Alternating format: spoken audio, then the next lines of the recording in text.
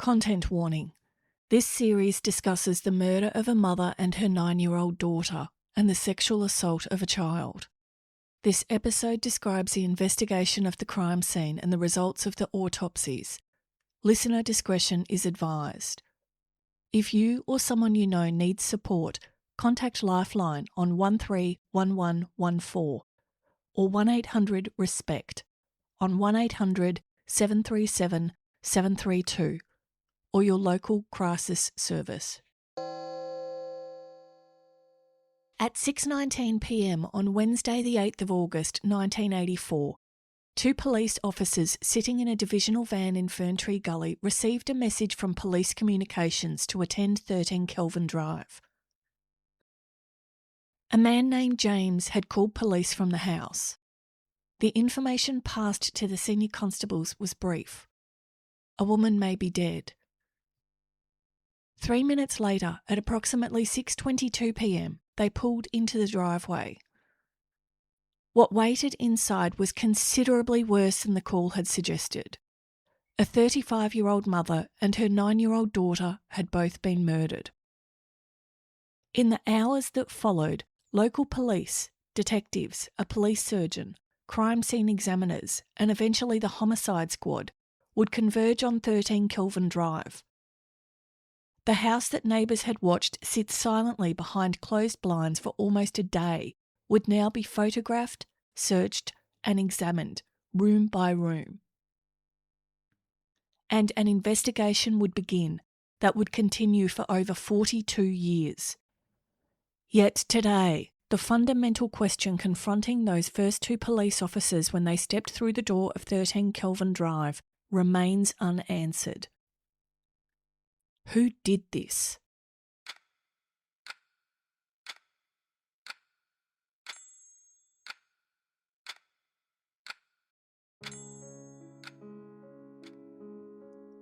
Part 2. Margaret and Seana Tapp. What follows is built as closely as possible from the records made at the time, the police statements, the crime scene notes, the pathology and the coronial file. Where later newspaper accounts and interviews have added to that picture and sometimes disagreed with it, this series keeps the two apart. 8 August 1984.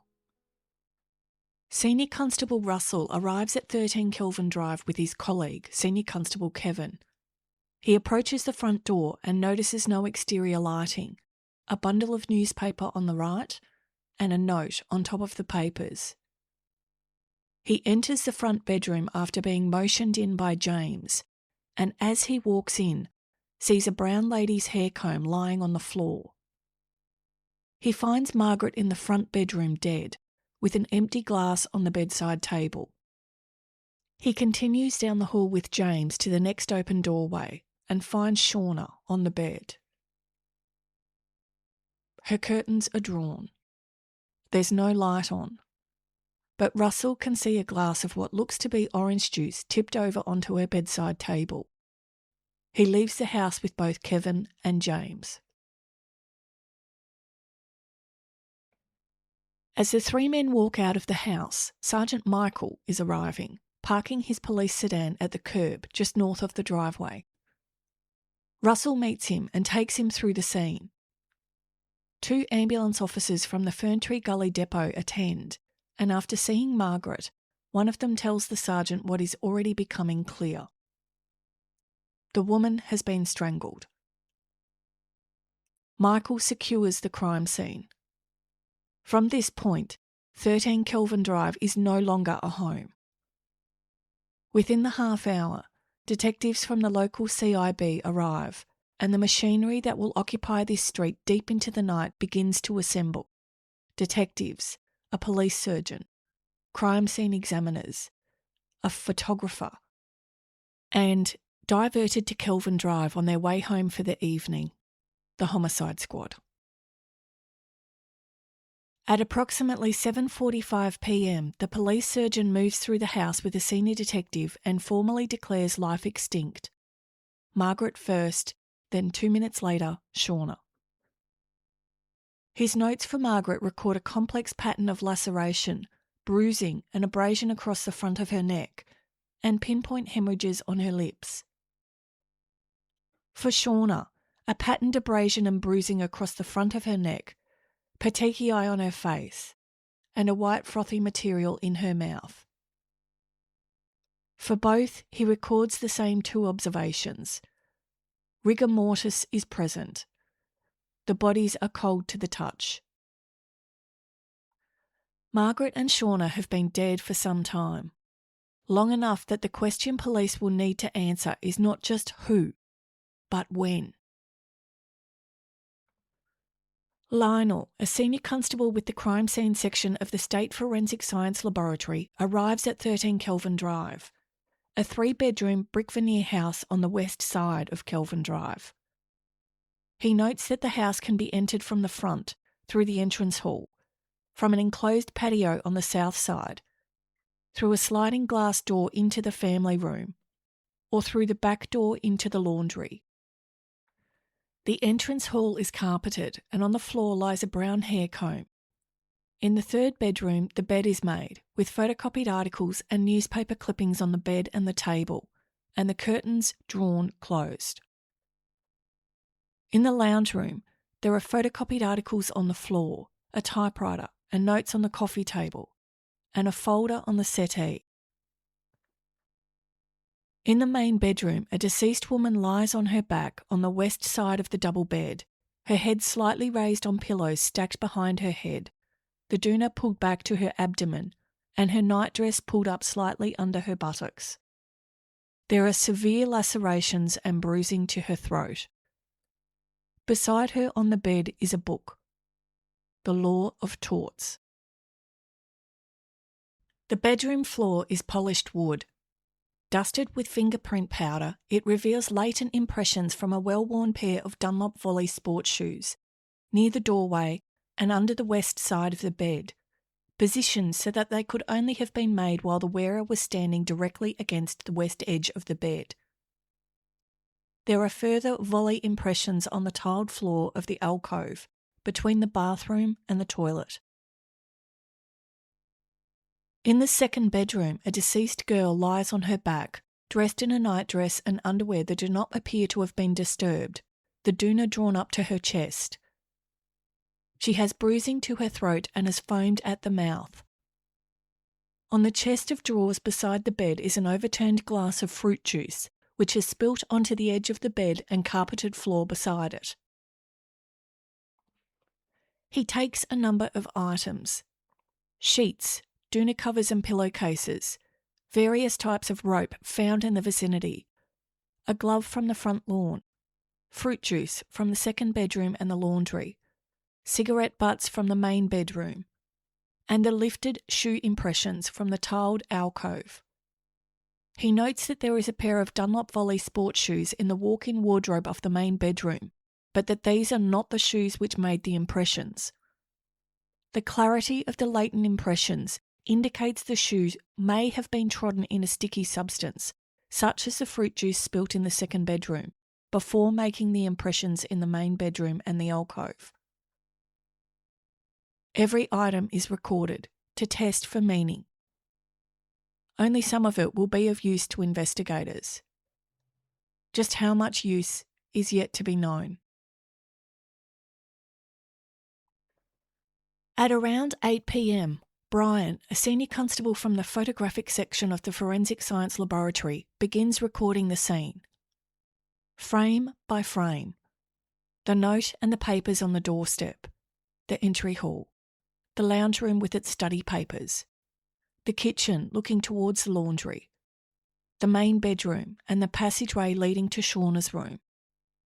The shoe impressions on the tiled floor near the toilet, and the impressions on the polished boards of the main bedroom. The house that sat silent behind drawn blinds for almost a day is now documented down to the square inch. Tony, the man who knocked, wrote a note and drove away, and the partner of Margaret's sister, is contacted to give his statement to police. The homicide squad arrive at the scene and take charge. It will be almost 6 hours before they leave.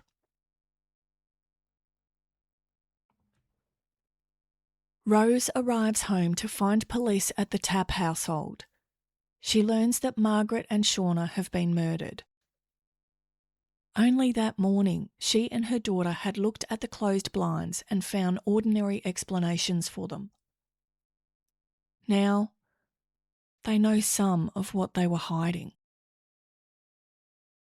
James, distressed, has been sitting in the front seat of a CIB car in the street. A detective takes his statement there. The sticking gate, the broken fly screen panel, the doona, the cold hand, before driving him to the Ferntree Gully police station to be spoken to by the head of the homicide crew. Joan, still trying to make sense of it all, gives her statement to police. It's late, after 10:30 p.m, but tonight is a night where sleep will be hard to come by. By the time the uniformed members leave 13 Kelvin Drive, the investigation already holds nearly everything the night is going to give it. It did not appear to be a burglary that escalated. Nothing in the house has been ransacked, nothing identified as stolen. There were no obvious signs of forced entry. Whoever came in either was let in or knew about the broken door. And it was not a frenzy. Both victims lie in their own beds, covers drawn up, the house arranged into something that could pass, and for almost a day did pass, for sleep. What the scene was saying would take longer to read. Across the suburb, a knock comes at another door. Donald is awoken from his sleep to a visit that everyone dreads. It's the police.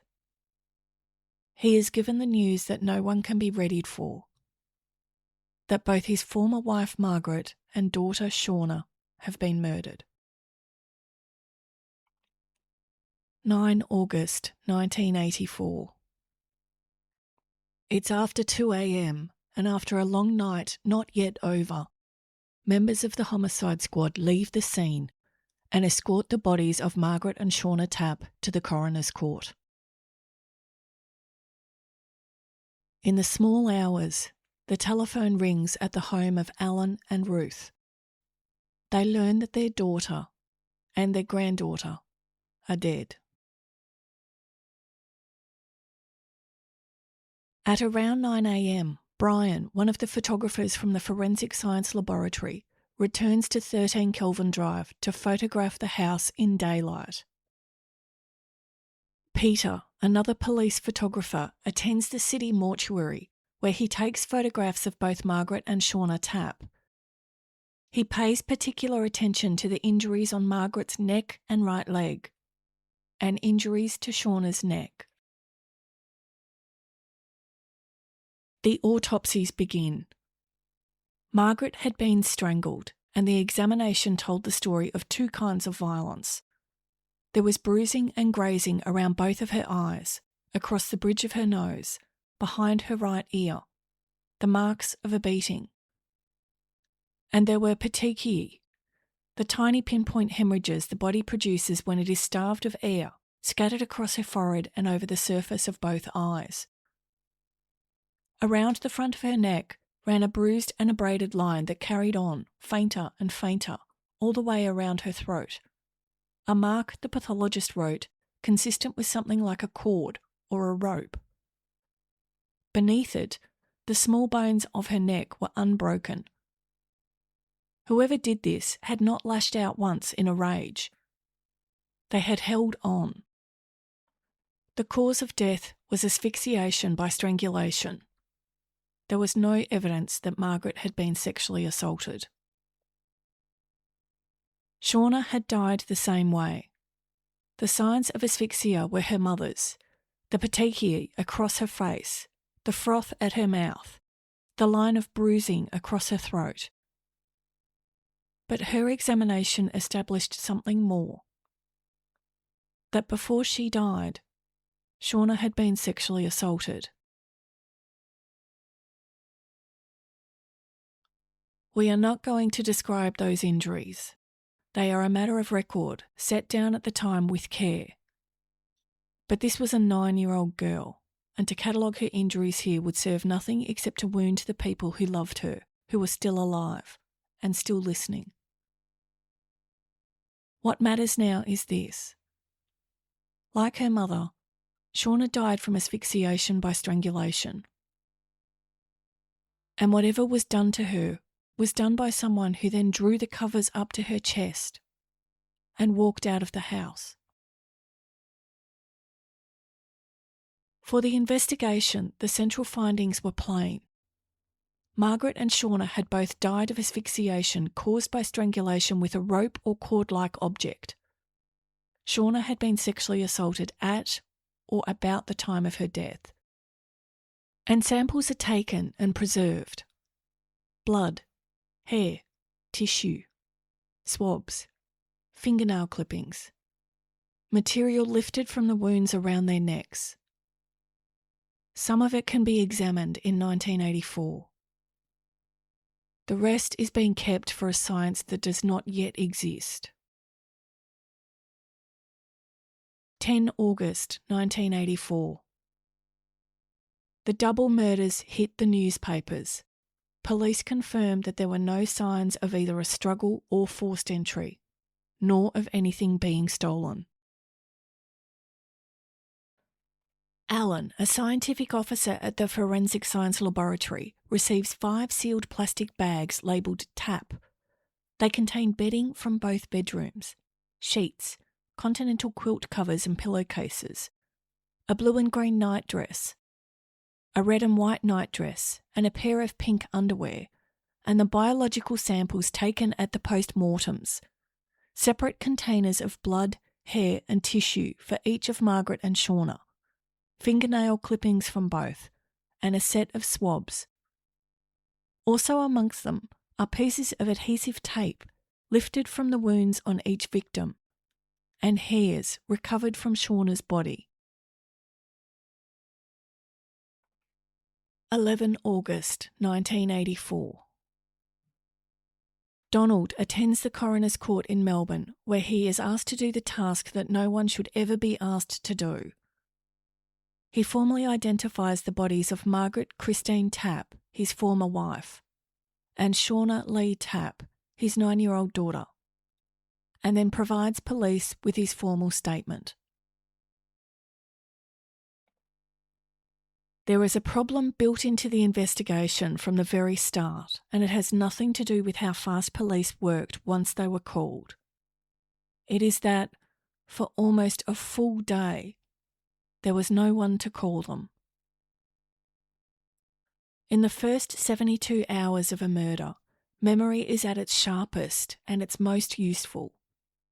People can still place a car at a curb, a stranger on a corner, a sound in the night that felt slightly wrong. The Tapp investigation never had those 72 hours. It began a full day behind. For almost 24 hours, number 13 simply sat there. The blinds stayed drawn. The papers gathered in the letterbox. Tony's note waited on the porch. Children walked to school and home again. Neighbours came and went. And everyone who noticed something a little wrong found a reason that was ordinary and kind. A sleep-in, a sick day, a tired student having a nap. By the time a homicide detective first stepped inside, anyone who had driven down Kelvin Drive the evening before had long gone home. A thing half noticed on a Tuesday night was now something a witness had to dredge up on a Thursday. The ordinary Tuesday had already become simply last week. And then, simply before.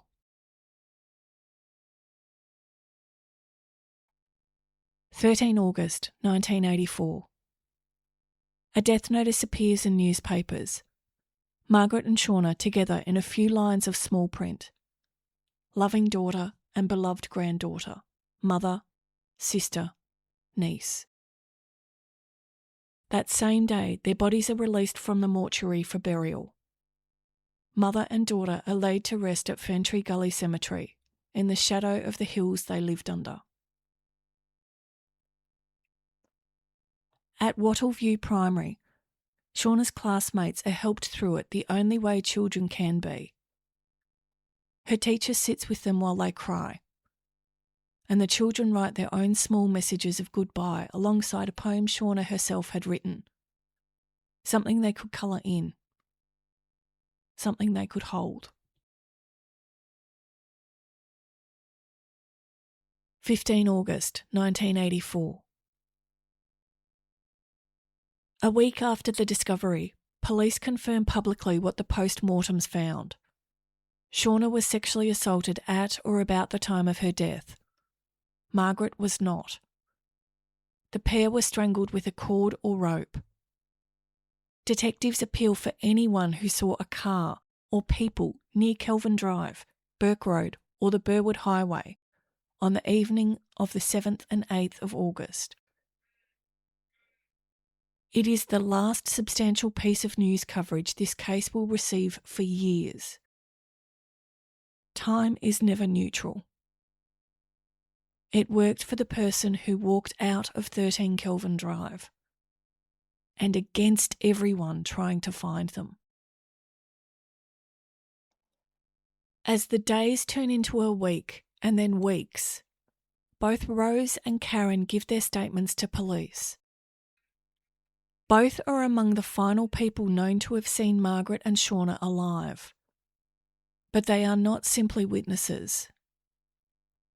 They are neighbours, friends, a mother and daughter living next door who had watched another mother and daughter go about an ordinary Tuesday without knowing they were watching the final hours of their lives. 17 August 1984. More sealed exhibits reach the laboratory: a skipping rope, lengths of white, brown and yellow cord, a piece of red cloth, a valance, a rug, tissue paper, underwear. Police do not yet know what was used to strangle Margaret or Seana, so everything that might answer the question is gathered in. None of it, in the end, will be confirmed as the weapon. Whatever was drawn around their necks was taken away and not found. 30 August 1984. At the end of the month, Alan examines the accumulated material and records his results, and they set a pattern that will haunt the whole case. Seana's blood group is A. Margaret's is O. Blood of Seana's group is found on her own clothing. Group O blood is found on clothing associated with Margaret and on the red and white nightdress. But in 1984, that is as far as it can go.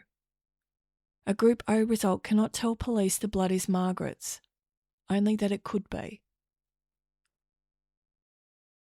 There is seminal staining on the rear of the red and white nightdress and at the front waist of the pink underwear, but the laboratory can lift no blood group from it and finds no sperm on any of the swabs. There are foreign hairs, grey and brown scalp hairs on the red quilt cover and the nightdress, unlike Margaret's or Seana's in colour and length. And among the hairs from Seana's body are pubic hair and another scalp hair. Under the microscope, none of them can be said to belong to anyone. On the tapes and the fingernails there are fibres of several colours, none distinctive enough to place. It is the same wall over and over. Police have evidence. They can see differences. They can rule some things out.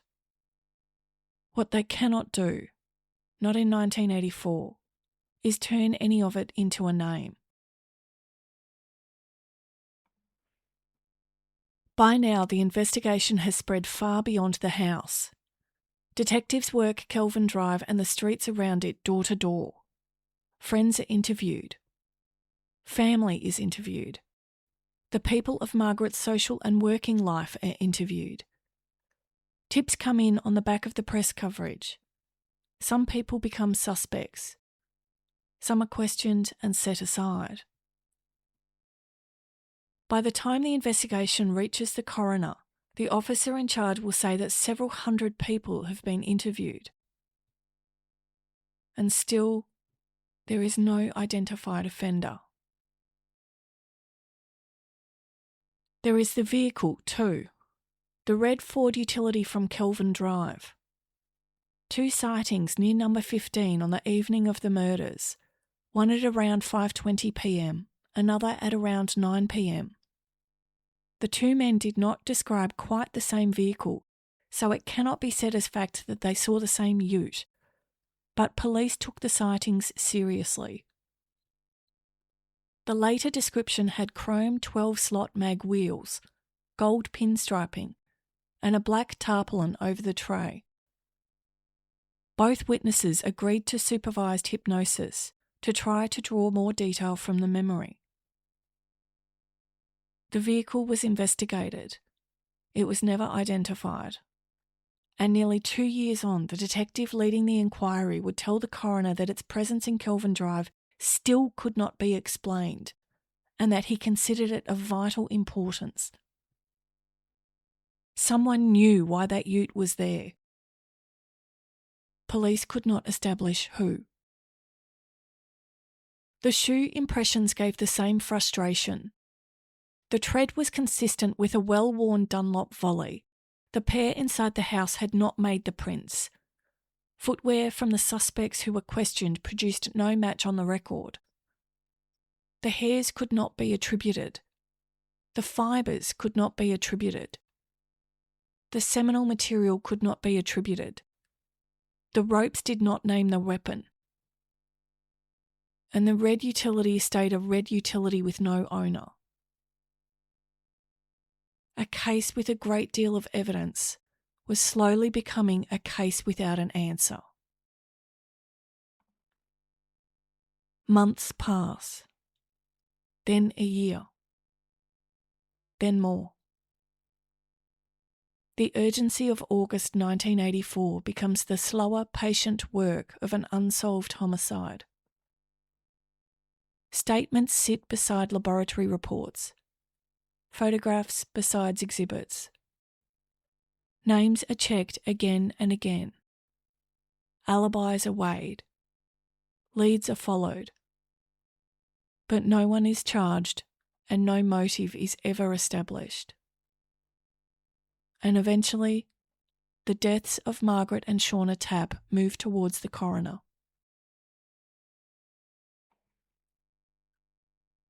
More than 19 months after the murders, on 25 March 1986, the coronial inquest opens at Hawthorn Court. For the first time, much of the evidence collected since the night between the 7th and 8th of August 1984 is brought together in one place. Police evidence, crime scene evidence, the photographs, the pathology, the laboratory results. Tony gives evidence about arriving at Kelvin Drive on the Wednesday afternoon, finding the house apparently unattended and leaving his note and newspaper outside. The officer in charge gives evidence about the investigation itself. Several hundred people interviewed, suspects questioned, forensic material compared. A red Ford utility investigated but still unexplained. And no person able to be placed before the court as the person responsible. 2 important witnesses who had been expected to give evidence that day are absent. James and Rose. Their evidence cannot simply be ignored.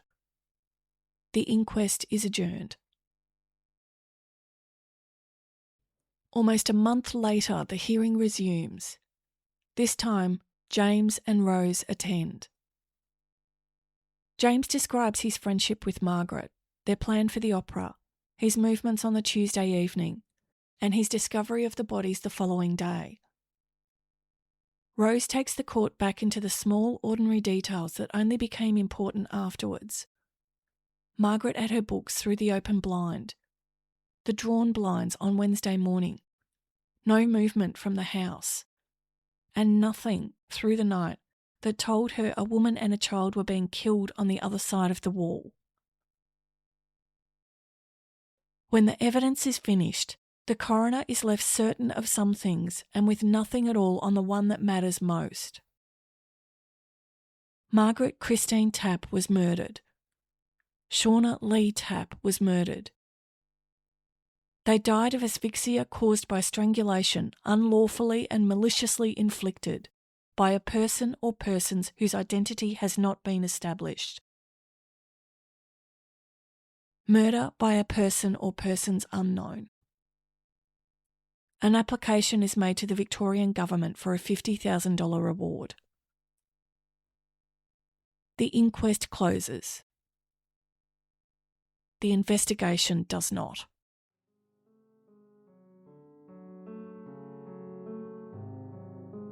For most cases, this is the point where the record begins to thin, the file thickening slowly, the leads spacing further apart. But something else was happening at the same time as the Tapp case went quiet. The science was changing. When Margaret and Seana were murdered, DNA profiling was not available to the detectives standing in their house.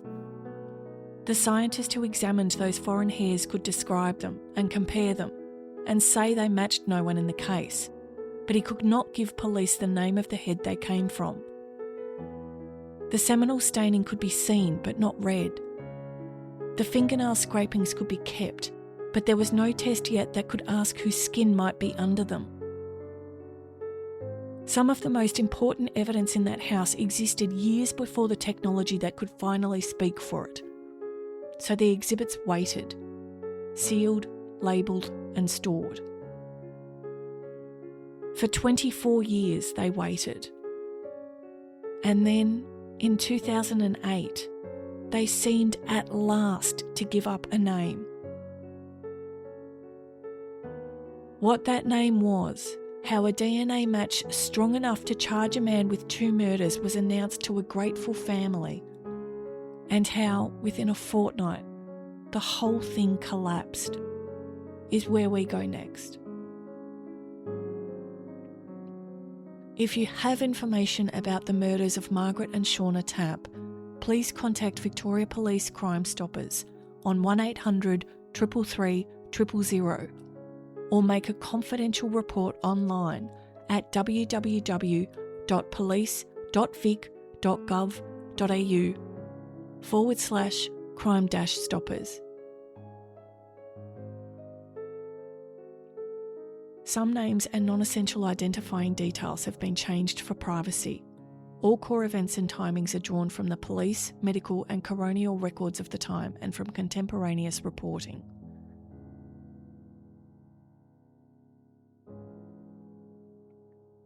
Unsolved, unforgotten, unfinished.